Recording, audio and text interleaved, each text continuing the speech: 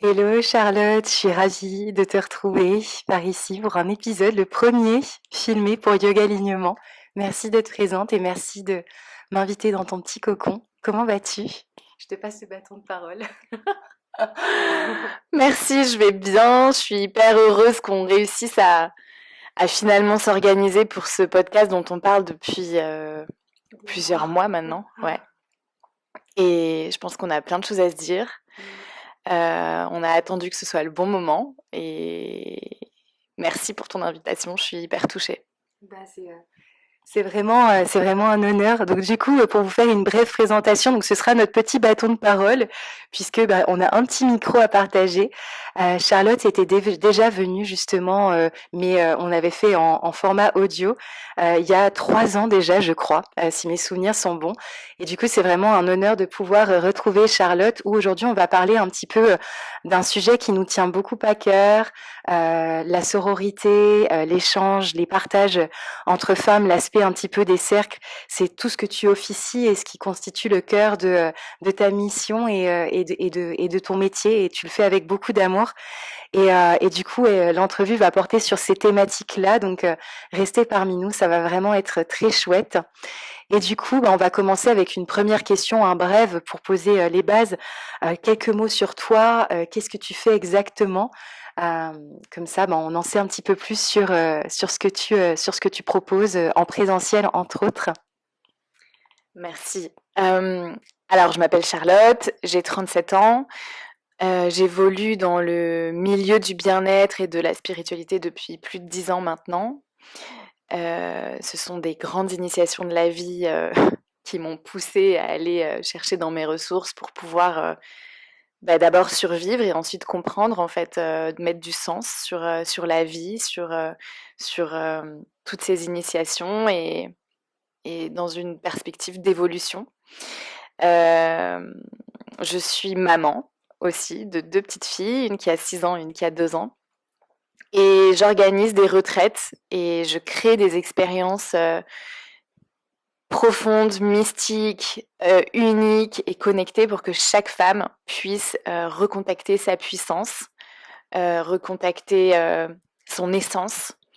Et pour cela, j'utilise plein d'outils, on va dire, de médecine pour pouvoir créer ces expériences qui sont vraiment holistiques, qui viennent travailler sur toutes les parts de toutes les couches de soi, en fait.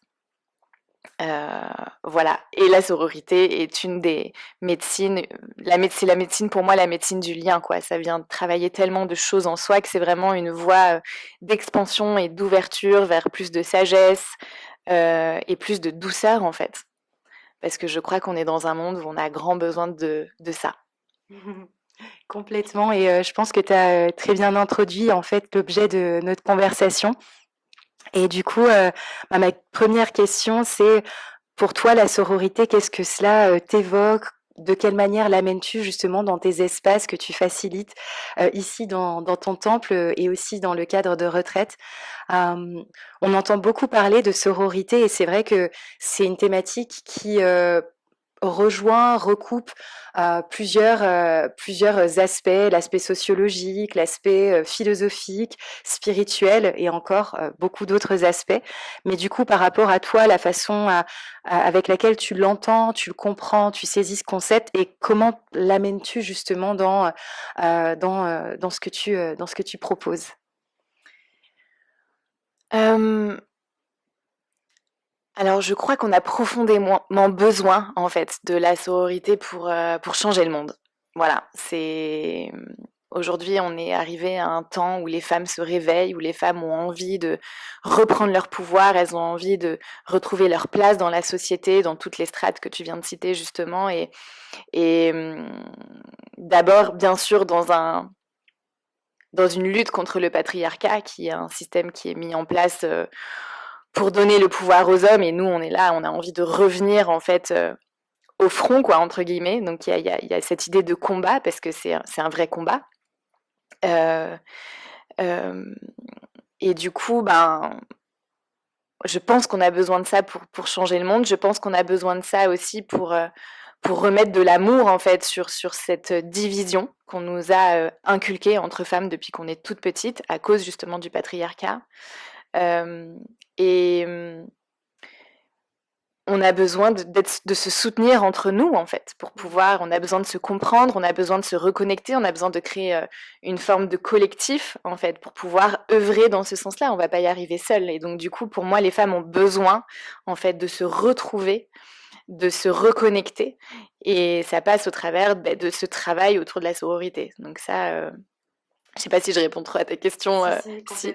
Mais du coup, voilà, pour moi, c'est vraiment une forme de quête et c'est une de mes missions, quoi. C'est d'arriver à recréer ça pour qu'on puisse changer le monde. Alors oui, changer le monde, ça paraît ambitieux, mais ça l'est, quoi. Moi, j'ai vraiment envie, au travers de mes pratiques, de semer des petites graines et qu'il y ait un effet boule de neige, parce que je sais que chaque femme qui vient dans mes espaces, elle, justement, on va en parler juste après des cercles, etc. Elle vient se reconnecter à son essence profonde et dans un cercle, elle rentre à la maison en fait. C'est des choses qu'on nous a jamais appris, qu'on nous a jamais transmis et dont on a besoin plus que jamais aujourd'hui. Donc voilà, sororité, ça vient du latin sœur, du mot sœur, et donc c'est retrouver cette, on parle de fraternité dans les grandes valeurs de la France d'ailleurs, mais ce serait tout aussi important de parler de sororité, quoi. Et voilà, donc c'est œuvrer dans ce sens-là pour moi. Et justement, c'est hyper intéressant parce que tu soulevais, et il y a eu un mot assez fort que tu as utilisé, c'est en fait cet aspect de division. Et c'est vrai qu'en fait, malheureusement, dans le monde dans lequel on vit, le patriarcat, la façon en fait dont est ficelée la société, sans rentrer voilà vraiment dans la société. Non, mais en fait, c'est juste voilà la conséquence de tout ça, c'est que oui, il y a cette division. Et en fait, quand on a, en tout cas, je sais pas pour toi, mais quand j'ai grandi, on m'a souvent enseigné que ben les autres femmes peuvent être mes rivales. Et du coup, en fait, la conséquence de ça, c'est qu'il y a du jugement qui se crée, il y a de la critique, il y a beaucoup de peur aussi peut-être des autres, beaucoup de comparaisons. Et en fait, tout ça, c'est des préjudices en fait qu'on se porte en fait. Et parce que ces préjudices, nous, on les cause à nous-mêmes, on va peut-être potentiellement aussi, bah, par effet boule de neige, les causer à d'autres femmes, à d'autres personnes, parce qu'il y a cette notion de division, ce rejet de l'autre. Alors qu'en fait, la réponse peut-être, ça pourrait être l'altérité à travers ses sœurs. Je ne sais pas si ça t'évoque quelque chose, mais je me dis que ça pourrait être intéressant de rebondir sur ces points-là. Je crois justement qu'une des manières d'aller travailler cette sororité, j'utilise volontairement le mot travailler parce que c'est un vrai travail, parce que ça nous demande en fait de vraiment sortir de notre zone de confort, parce que comme tu dis, on a été élevé, éduqué dans la division en fait, mais ça c'est le résultat du patriarcat. Et on va pas faire tout un podcast sur le patriarcat, il y a déjà beaucoup de contenu autour de ça. Mais il y a vraiment cette idée de comment est-ce que je vais aller reconnecter à l'autre femme et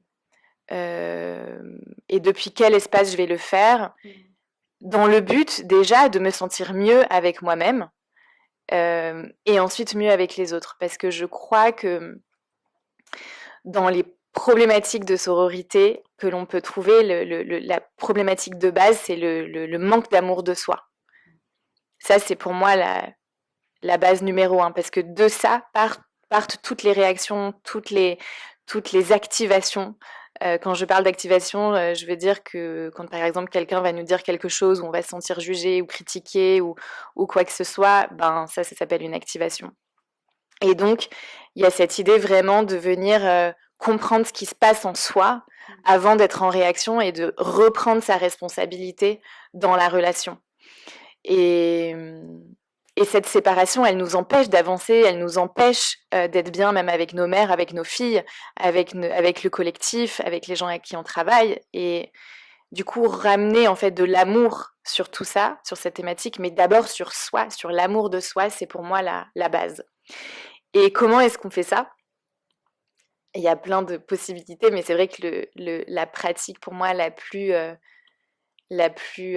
efficace, entre guillemets, ça va être celle du cercle, en fait. Parce que s'asseoir en cercle avec des femmes, eh bien, il y a plein de femmes déjà qui osent pas le faire. Il y a plein de femmes qui ont des des préjugés sur le fait de s'asseoir entre femmes et qu'est-ce que je vais aller faire j'en ai entendu plein, qu'est-ce que je vais aller faire là-dedans, j'ai rien à raconter, moi j'ai envie que moi je suis bonne que même des thérapeutes qui disent moi je suis bonne que à écouter, j'ai rien à dire, etc.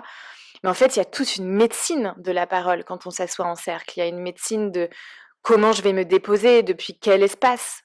On dit qu'il faut se déposer depuis l'espace du cœur, mais pour ça, pour redescendre dans l'espace du cœur, il faut pouvoir se sentir en sécurité. Et en fait, comment est-ce qu'on rentre dans un cercle? On rentre avec des règles. Et c'est les règles qui créent la sécurité. C'est les règles qui créent le cadre. Et c'est les règles, en fait, qui vont créer l'espace de guérison. Et c'est ce qui manque un peu dans la vie, c'est-à-dire que quand on va se livrer auprès de quelqu'un, auprès d'une sœur, d'une amie, etc., de nos mères, on a peur d'être jugé, en fait. La règle numéro 1 du cercle, c'est on ne juge pas, juste on est là pour écouter, on ne rebondit pas sur ce qu'une autre femme a dit, on ne vient pas donner un conseil non sollicité, on ne vient même pas réagir, en fait, quand une femme se dépose, on est juste là pour écouter. Et c'est ce qu'on a oublié de faire, on ne sait plus faire ça aujourd'hui. On ne sait plus juste écouter sans donner d'avis, et la vie, il est donné que par notre propre prisme, en fait. Donc c'est notre besoin d'exister aussi dans l'échange. Alors qu'en fait, vraiment écouter depuis l'espace du cœur, c'est juste être là et être dans l'écoute et dans l'accueil de l'autre, dans la bienveillance. Et ça, ce sont les grandes valeurs de la sororité, la bienveillance, l'écoute, l'accueil, le non-jugement et aussi le sentiment d'appartenance qui nous manque beaucoup. Et c'est ce qu'on retrouve dans le cercle, c'est que on se rend compte en fait au fur et à mesure des cercles, au fur et à mesure des femmes qui se racontent et qui racontent leur histoire, qu'en fait on vit toute la même chose. Et ça nous permet de créer une sorte de revenir dans la même équipe plutôt que d'être en compétition. Et on remet un petit peu l'église au milieu du village en disant bon en fait on est toutes pareilles quoi. On a toutes les mêmes angoisses, on a toutes les mêmes désirs, le besoin d'être aimé, le besoin d'être vu, le besoin d'appartenir, le besoin d'être respecté. Et surtout dans les cercles de femmes, on parle aussi, il y a beaucoup de choses autour des violences aussi qui sont déposées, donc on se rend compte qu'on a toutes aussi, quasiment toutes vécu des violences avec des hommes, à différents niveaux, mais c'est arrivé à tout le monde, à toutes les femmes. Et en fait, il y a vraiment ce sentiment de retour à la maison. Quand on sort j'ai plein de frissons, quand on sort d'un cercle, les femmes qui viennent vivre leur premier cercle, en tout cas dans mes espaces, quand elles, et dans d'autres espaces j'imagine, mais moi c'est ce dont je peux témoigner, c'est que quand elles ressortent, il y a ce sentiment de mais en fait ça fait tellement du bien quoi. Ça fait du bien juste d'être là, d'écouter et de se déposer sans que derrière il y ait des conséquences, sans que derrière il y ait des jugements. Parce que les règles, en tout cas dans mes cercles, elles sont vraiment... comment dire? Faut pas dépasser quoi, c'est hyper important, ça crée le cadre, ça crée la sécurité. Donc avant chaque retraite, avant chaque, pour moi, il y a des accords de sororité qui sont déposés, que les femmes doivent signer. C'est hyper important et ça permet de faire le travail en fait. Et aussi d'être en sécurité pour travailler l'amour de soi. Voilà. Merci. Et du coup, je voulais rebondir sur quelque chose que tu as parlé, mais vraiment d'une manière très subtile et substantielle dans ce que tu disais préalablement. C'était la question de, en fait, comme femme, souvent on s'aperçoit qu'on vit les mêmes choses, on traverse les mêmes blessures, on a souvent les mêmes conditionnements d'une culture à l'autre, mais il y a beaucoup de choses en fait qu'on a en commun, nous les femmes. Et je pense que c'est une richesse. Nos cycles, nos lunes, la façon avec laquelle on est aussi connecté à la nature, c'est quand même un gros point commun. Mais au-delà de ça, j'aimerais parler de toutes ces activations qu'on peut avoir, en fait, des effets miroirs, les choses que l'on peut ressentir à travers un filtre, à travers le prisme d'une sœur. Et souvent, en fait, on se rend compte aussi dans les cercles ou même en fait dans la vie quotidienne que des blessures pas réparées ou des zones d'ombre, des petites brèches qu'on a en nous, en fait, on va volontiers les voir chez les autres en mode ah elle fait ci, elle fait ça, mais on va avoir du mal à l'accepter en soi. Mais du coup, en fait, il y a un espèce de retour un peu particulier parce qu'on va le voir beaucoup plus aisément chez chez une collègue, chez quelqu'un, notre mère, enfin, etc., etc. Est-ce que tu pourrais nous dire quelques mots justement sur cette notion d'effet miroir? Donc, l'effet miroir, c'est quand une femme, par exemple, va se déposer dans un cercle et que ça va comme nous revenir au visage de ah, il y a quelque chose qui résonne en moi, en fait. Euh, il peut se passer deux choses. Une femme va se déposer, elle va oser poser des mots sur une situation sur lesquelles, par exemple, moi, je n'ose pas poser. Et dans ce cas-là, ça va avoir un effet positif, c'est-à-dire qu'elle va mettre en lumière quelque chose en moi et qui va me donner du courage, en fait, d'aller voir ça. Donc ça, c'est très puissant comme effet miroir. Mais il y a aussi le deuxième pendant, on va dire, il y a la lumière et il y a l'ombre. Il y a toujours de toute façon, il n'y a jamais d'ombre sans lumière. On va être activé par ce que la femme va dire. Et il y a une part de nous qui va être en inconfort et qui ensuite, en fonction du travail qu'on a fait sur soi ou pas, va juger ou non. On y reviendra après. Mais quand on est activé, en fait, qu'est-ce qui se passe?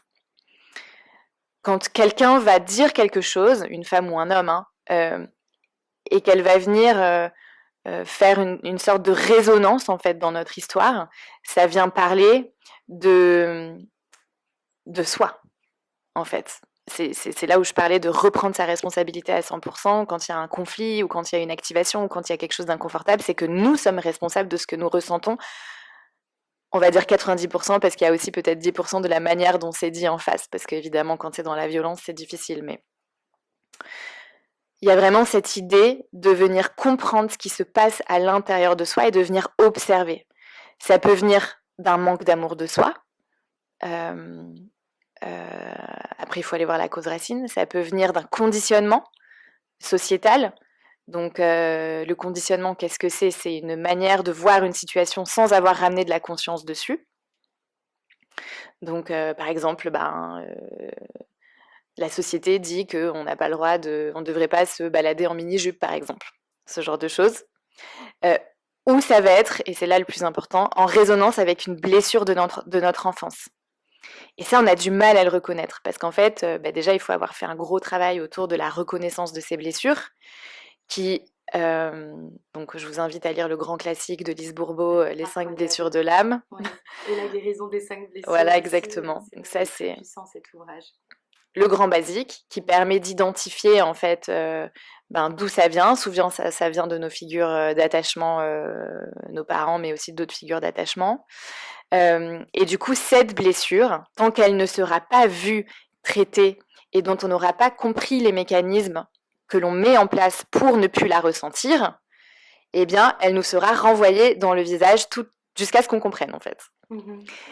Et du coup, ce qu'il faut comprendre, c'est que quand on est activé par une autre femme, en fait, c'est comme le garde du corps de notre part blessée qui se met en action et qui dit non, moi, je veux pas ressentir ça. Donc du coup, paf, je mets mon masque et je rentre dans mon mécanisme de défense. Sauf que quand on comprend en fait que quand on est en réaction, il se passe quelque chose et que c'est comme un cadeau en fait, parce que c'est un cadeau pour aller voir ce qui se passe à l'intérieur de soi, pour mieux se comprendre, pour évoluer, eh bien, on arrive à ne plus être en réaction et à comprendre qu'en fait, euh, ce qui nous appartient et ce qui appartient à l'autre. Donc il y a vraiment cette idée de comprendre ça aussi dans les cercles, de comprendre d'où vient l'activation.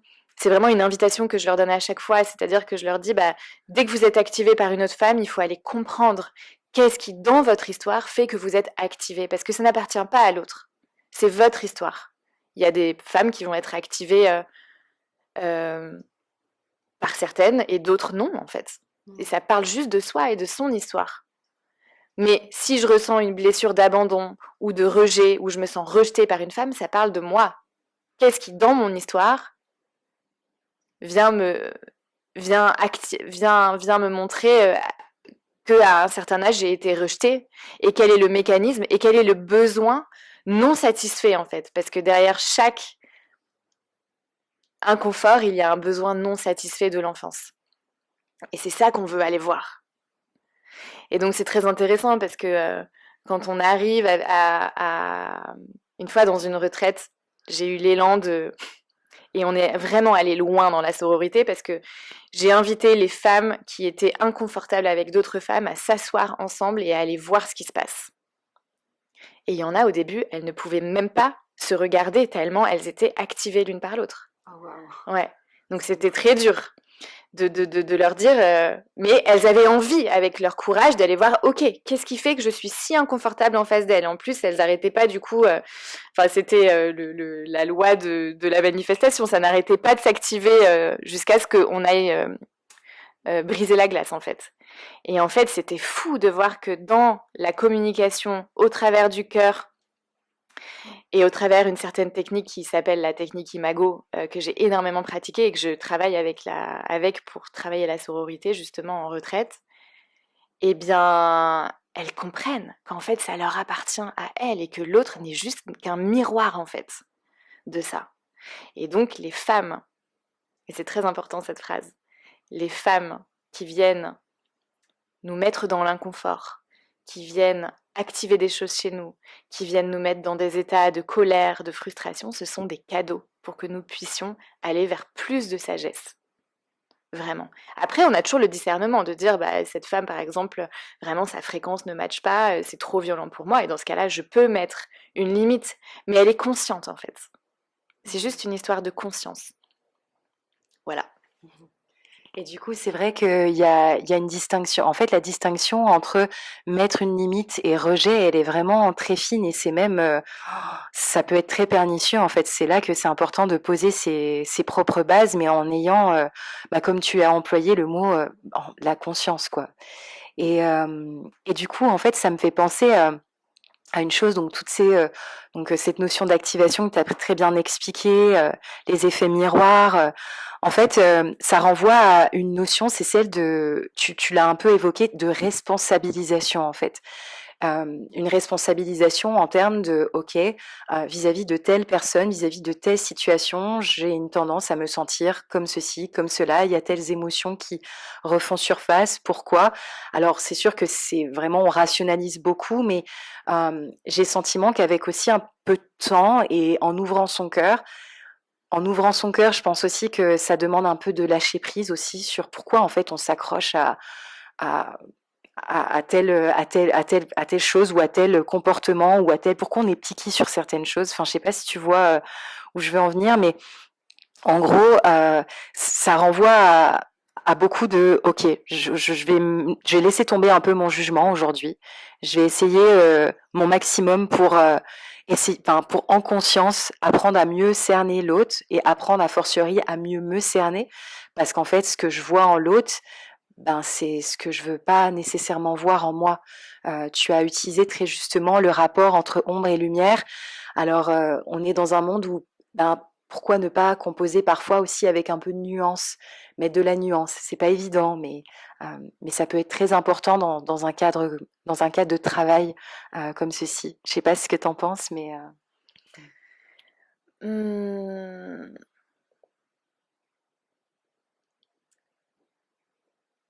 Mmh. En fait, je pense que avec ce travail de l'ombre et de la lumière, il y a vraiment cette idée de j'en viens à du coup parce qu'on a peur d'être jugé en fait, parce que bon, c'est la blessure de 95 des femmes, hein, la peur d'être jugée, hein. Enfin, parce qu'on l'a toutes fait. bien On a sûr. toutes jugé et on s'est toutes senties jugées en fait. Et ça nous empêche d'être nous-mêmes. Donc, je reviens toujours à la base du travail qui est d'abord le travail d'amour de soi, parce que quand on est à 100% en confiance avec soi, on s'en fout en fait. On a conscience que l'autre, si elle juge, ça parle d'elle. Mais c'est vrai que sur notre chemin, on peut être plusieurs fois, voire très souvent, confronté à ces problèmes de sororité. Enfin, ça a été mon cas toute ma vie d'ailleurs, c'est pour ça que j'en parle aujourd'hui, c'est que je connais très très bien le sujet et que en moi c'est apaisé. Mais c'est vrai qu'il y a cette idée d'oser briller, aussi d'oser faire briller sa lumière, tout en se disant qu'on va pas éteindre la lumière de l'autre. Parce que ça, il y a quelque chose aussi dans cette notion-là, en fait. Mais c'est vrai que parfois, du coup, en osant briller, on va aller éclairer des parts de l'autre qu'il n'a peut-être pas envie de voir. Il y a cette idée-là. Je sais pas si je réponds à ta question ou à Non, si, au ton... contraire, je trouve que c'est hyper intéressant. Oui, je dis c'est super intéressant parce que j'aime beaucoup l'idée que tu avances, c'est le fait d'oser briller. Et en fait, je sais pas pour quelle raison, mais souvent c'est perçu d'une manière égotique. Oh, c'est que de l'ego, etc. Mais en fait, avec le temps et la façon avec laquelle j'ai compris que c'était important de montrer sa lumière, c'est pas juste pour briller, se faire briller, c'est aussi a fortiori pour pouvoir en donner à l'autre, pour pouvoir en fait aider l'autre, écouter l'autre. En fait, c'est de la lumière, d'avoir de la compassion pour l'autre, de la gratitude pour l'autre. En fait, toutes ces qualités-là et qu'on va évidemment se donner pour soi, c'est pour être en mesure de pouvoir les donner à l'autre. Et un travail en fait d'amour de l'autre, d'écoute de l'autre, de partage avec l'autre, encore une fois dans cette dimension d'altérité, ne peut se faire si ça passe pas par soi en premier lieu. Donc c'est hyper important et au-delà d'être égotique, je pense que c'est au contraire, il y a une dimension d'échange synalagmatique qui est hyper important, quoi. Mais tu vois, c'est marrant comment on va relier le fait de briller, d'oser briller avec quelque chose d'égotique. Ça l'est pas, en fait. Ouais, ça l'est pas. Ça l'est pas du tout. C'est juste euh, oser être ce que l'on est profondément. Parce que nous sommes lumière. Alors oui, on a des parts d'ombre, évidemment, mais je veux dire, on ne devrait pas se dire que c'est égotique. Ça l'est pas. Je voudrais juste recadrer le fait du comment est-ce qu'on vient ouvrir son cœur. En fait, c'est uniquement quand on se sent en sécurité qu'on arrive à faire ça. Parce que sinon, combien de fois on l'a fait et du coup, on s'est senti stabbed in the back, quoi. Vraiment, on s'est senti poignardé. Pardon, je fais du franglais parfois. Poignard dans le dos, Ouais, quoi. Oui, oui. exactement. Mais du coup, pour ce travail autour du cœur, il faut de la sécurité. Et comment on crée cette sécurité? Eh bien, on pose les bases. On vient travailler, on vient comprendre que l'on vient justement travailler d'abord sur soi, que ça parle de soi, que ça part pas de l'autre. Parce que quand l'autre juge, ou quand même nous on juge, qu'est-ce qui se passe en fait? C'est qu'il y a quelque chose chez l'autre qui nous dérange, qu'on n'ose pas voir, qu'on n'ose pas dire, qui est parfois tellement insupportable qu'on on va vouloir ramener tout le monde à notre cause. Alors qu'en fait, ça, c'est vraiment l'insécurité, quoi, de faire ça. C'est quand on est vraiment en insécurité, c'est quand on a en plus besoin de la validation des autres. Ah, mais regarde, elle a fait ça, elle est comme ça. T'es pas d'accord? Mais c'est... En vrai, on n'en parle pas de ça. On n'ose pas en parler parce qu'on se dit que c'est pas... Mais ça commence très jeune. Je le vois déjà à l'âge de ma fille. Du coup, que j'essaye d'éduquer à beaucoup plus de compassion autour de ça. Mais la division commence très, très jeune, en fait. Et en fait, ça continue jusqu'à très tard. Enfin, c'est comme ça, le jugement, les critiques non constructives. Et en fait, qu'est-ce qui se passe quand on juge une femme? On juge parce qu'on va faire une projection. Donc, on va voir en l'autre quelque chose que soit on n'ose pas voir, soit on n'a pas quelque chose que l'on n'ose pas voir ou que l'on n'a pas envie de voir en soi, ok? Donc il y a cette projection, il y a la comparaison. Ah, elle fait ça mieux que moi, mais moi j'aimerais bien aussi pouvoir faire comme elle. Ça, c'est deux choses, ça parle du désamour, ok? Il y a le conditionnement, ce que je disais tout à l'heure, c'est ce qu'on attend, les codes basiques de la société. Mais ça, pour ça, il faut vraiment comprendre ce qui a été inculqué de manière inconsciente dans notre manière de fonctionner. Et il y a donc ces blessures. C'est pour ça qu'on juge, en fait. On juge parce qu'on est dans une forme d'inconfort, en fait. Parce que on nous dit qu'il faut rentrer dans les cases. Alors que si on ouvre notre cœur, si on se sent en sécurité pour ça, qu'on arrive à développer d'abord de la compassion pour notre propre histoire, imagine juste que tu es apaisé sur toutes les parts de toi. Est-ce que tu crois que tu vas être activé par d'autres femmes? Non. Est-ce que tu crois que même nos mères aussi sont nos plus grandes activatrices? Ah bah oui.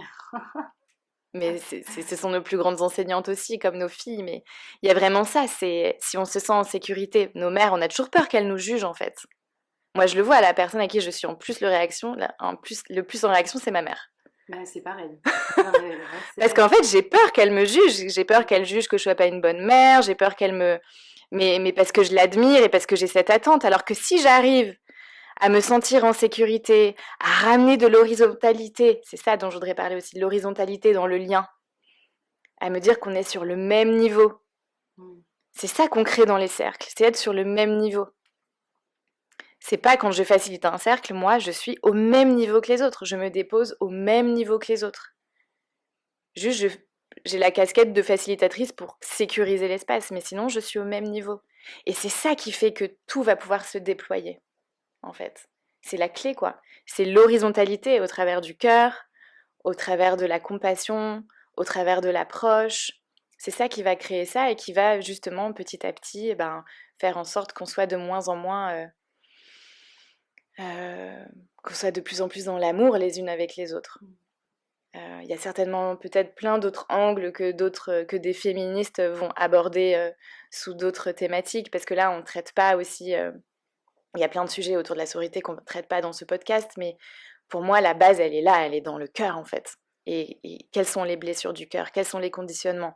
Où est-ce que je ne m'aime pas assez? Pour moi, c'est ça la clé, quoi. Merci. Et du coup, j'ai une question, c'est où est-ce que dans ta vie de femme, de maman, de fille, penses-tu avoir été activée à un moment donné? Je crois que déjà, moi, ma plus grande blessure, c'est celle du rejet. Et donc, en fait, j'ai réalisé que je créais les opportunités pour ça, déjà. Un petit peu comme si je m'auto-flagellais, quoi, je faisais exprès. Et donc, en fait, la vie me renvoyait les épreuves sous ce prisme-là. Et il y a quelque chose qui m'a vraiment, qui a été vraiment dur pour moi, c'est que j'ai 2 filles et la grande, elle est très, très, très, très proche de son papa. Et j'ai senti, en fait, longtemps qu'elle me rejetait. Longtemps. Et ça a été très, très dur pour moi. Par exemple, le soir, elle voulait que ce soit que son papa qui la couche. Elle voulait que ce soit que son papa qui s'occupe d'elle. Et du coup, moi, ça venait déjà défragmenter toutes les croyances que j'avais autour de la projection de la maternité que je m'étais faite en lien avec la manière dont ma mère avait été mère avec moi. Et en fait, tous les soirs et tous les jours, en fait, j'étais activée par ma fille et j'en pleurais, en fait. J'en pleurais de tristesse, jusqu'au jour où j'ai compris, mais en fait, il faut que tu bosses ça en toi, il faut que tu apprennes à gérer ça, il faut que tu vois d'où ça vient et que tu comprennes, en fait, ça t'appartient à toi, parce qu'elle te rejette pas. Elle veut son père. C'est pas qu'elle te veut pas toi, c'est que quand elle a le choix, elle préfère son père. Mais toi, tu le vis comme ça, parce que c'est ta blessure. Donc déjà, il y a plein de techniques de comment se laisser traverser par une émotion inconfortable, etc. D'ailleurs, dans le podcast que j'ai, il y a des méditations en lien avec ça qui sont en lien avec beaucoup de pratiques que j'ai fait pour justement me laisser traverser, ne pas m'accrocher, comprendre que ce sentiment m'appartient. Et comprendre aussi qu'en fait, c'était un schéma répétitif que j'avais dans mes relations avec les femmes aussi. Et que du coup, il y avait une forme de toxicité parce que je me transformais pour ne pas être rejetée, ne pas sentir ce sentiment de rejet. Et tant que je faisais ça, j'étais pas en pleine authenticité de qui j'étais, puisque j'étais en mode people pleaser, tu vois. Je modifiais pour être là-dedans, en fait. Je marchais sur des œufs. J'étais en fait j'étais pas du tout en authenticité pleine, quoi.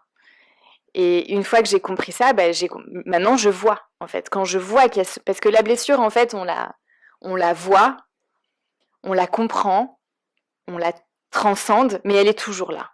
Pour moi, elle disparaît jamais complètement en fonction des événements. Si on est fatigué, s'il y a des choses dans la vie qui nous fragilisent un peu, elle est toujours là. Donc parfois, elle revient. Mais quand elle revient, je la vois et je sais la dire à l'autre. De dire là, par exemple, j'ai envie de faire attention parce que ça, c'est mon mécanisme, en fait. Donc, j'ai pas envie de venir dans quelque chose qui n'est pas chooseful pour moi, quoi. Et voilà. Et donc, ma fille, ma plus grande enseignante. Voilà, Et aujourd'hui, on navigue dans cette relation qui est complètement différente qu'avec ma deuxième, mais elle m'a tellement appris, elle m'apprend tous les jours. Donc, c'est en ça, je dirais que ça a été grosse prise de conscience. Merci beaucoup pour ce partage et du coup, j'avais envie qu'on revienne un tout petit peu, en arrière. Préalablement, on a un peu parlé de cette notion de jugement, ça peut être de l'auto-jugement, jugement envers une sœur. Mais est-ce que tu vois une différence potentielle entre, un jugement et une critique? Je trouve que la limite est très fine, mais ça pourrait être chouette de parler un petit peu de ça. Alors la différence, elle est très simple. Le jugement, il enferme, il est lié à une charge émotionnelle et il vient, enfermer la personne dans le «tu es, heu, méchante, égoïste», il nomme en fait. Mmh. Donc il est très enfermant. Et la critique, elle parle d'un fait. Quand tu as fait ça, par exemple, ben, ça m'a fait me... Bon, là, on est un peu dans la communication non violente, mais quand tu fais ça, par exemple, quand tu ranges pas le lave-vaisselle, ben, en fait, c'est... Bon, je prends l'exemple du lave-vaisselle, c'est tellement cliché. On va prendre un autre exemple. Quand tu me parles de cette manière-là, et ben, je trouve que vraiment, c'est pas cool, quoi. Mmh. Enfin, mais pas tu n'es pas cool de. Mmh. Voilà. Ou tu es agressif. C'est quand tu fais ça, je me sens agressée. Et de là, on peut partir vers une ouverture, vers une discussion, vers quelque chose de constructif. C'est pour ça qu'on parle de critique constructive d'ailleurs. Mais pour moi, elle est vraiment là la différence entre le jugement et la critique. Quand on dit d'une femme ou d'un homme, il est comme ça, elle est comme ça, et c'est pas autrement, et ça fige en fait. Mmh. Ouais, c'est super intéressant. Bah, merci beaucoup, donc tous ces beaux sujets sur la sororité et cetera, ça m'amène, bah, à te poser la question, voilà, qu'est-ce que tu vas proposer prochainement sur, des espaces que tu facilites? Parce que je pense que c'est vraiment, de ça dont il s'agit. Si vous connaissez pas encore Charlotte, elle a un podcast, et elle facilite des espaces, dans le sud de la France et aussi donc dans le Verdon, sous forme de retraite. Donc est-ce que tu as envie un petit peu de nous parler de tes actualités, de aussi l'essence, la quintessence de ce que tu vas proposer dans ces moments de rencontre avec d'autres femmes. J'aime bien dire femmes avec F, âme comme les âmes. C'est très joli et je trouve ça assez, c'est assez beau de pouvoir le conjuguer de cette manière-là. Donc, c'est quoi tes petites actualités prochaines? Dans un petit mois, j'ai une initiation au cercle de femmes ici et aux espaces sacrés parce que je crée aussi des mandalas avec toute une conscience énergétique en fait parce que pour moi, c'est très important pour moi d'associer le visible et l'invisible. Donc c'est apprendre aux femmes à ouvrir un espace, comment le sécuriser, déjà pour que toutes les femmes puissent se sentir en sécurité dans leur espace, quelle est la posture à tenir, quelles sont les choses à faire, à ne pas faire, comment est-ce qu'on se dépose soi, parce que c'est aussi la manière dont on se dépose soi qui va permettre de donner une certaine vibration au groupe et qui va peut-être ouvrir des choses aux autres femmes pour qu'elles puissent se déposer d'une certaine manière. Et tout ce qui est en lien avec l'invisible, parce qu'on n'a pas parlé de ça dans le podcast là, mais voilà, j'ai un grand attrait pour tout ce qui se passe qui est impalpable et du coup, comment on protège l'espace énergétiquement, comment on utilise les cristaux, comment est-ce qu'on peut même créer des vortex avec les cristaux, avec les fleurs, avec même des fréquences avec lesquelles on va travailler, la géométrie sacrée, etc. Donc il y a ça. Il y aura probablement aussi une retraite fin de l'année sur les passages, parce que les cérémonies de passage, c'est aussi une thématique qui me tient à cœur, du coup, pour toutes celles qui ont besoin de clôturer un espace en elles, une phase de vie, avec conscience et comment réouvrir un nouveau chapitre avec des belles intentions, avec de l'alignement, avec de la clarté, du coup avec tous les rituels, les cercles, les pratiques qui vont avec ça, parce que c'est important aussi, je crois, de poser des jalons dans notre vie, c'est quelque chose qu'on a perdu, hein. Mais voilà, de pouvoir célébrer des passages importants, parce que ce sera aussi un passage important pour moi, dans ce lieu que je quitterai bientôt.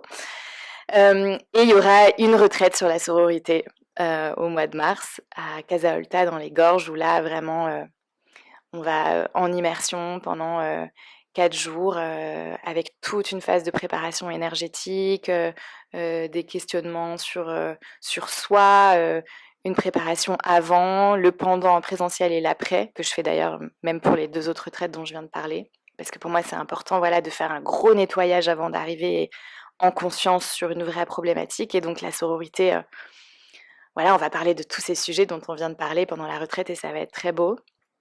Parce que ça guérit les lignées, parce que ça guérit les liens et parce que c'est l'essence de la vie, quoi, d'être en lien. Et il y a le podcast, voilà, la saison 6 qui va sortir, qui sera une saison initiatique avec 7 soins qui partent du chakra racine pour aller jusqu'au chakra coronal avec différentes médecines, différents éléments guides, animaux. Il y aura le soin du dauphin, le soin de la baleine, le soin de la rose, le soin du serpent. Enfin voilà, il va y avoir des choses et il y aura des fiches rituelles aussi en lien avec ça. Donc voilà, plein de choses. Waouh. Bah, merci beaucoup pour ta présence, ta douceur, ton honnêteté et ta transparence sur ces sujets qui, je pense, nous parlent à toutes finalement. Donc, pour rester à l'affût des actualités de Charlotte, je vous mettrai tout dans le lien en bio, autant du podcast que de la chaîne YouTube. Donc, si vous voulez aller voir un petit peu ses actualités et aussi son podcast qui est merveilleux, j'ai trop hâte du coup de découvrir tout ça. En tout cas, merci pour votre présence. Merci aussi pour ta présence. Et, c'était vraiment un honneur que de pouvoir partager ce moment avec toi ici dans ton merveilleux temple. Je vous dis à très vite. Belle journée à toutes et tous. Merci. Merci. Et coupez. Merci ma belle. Merci.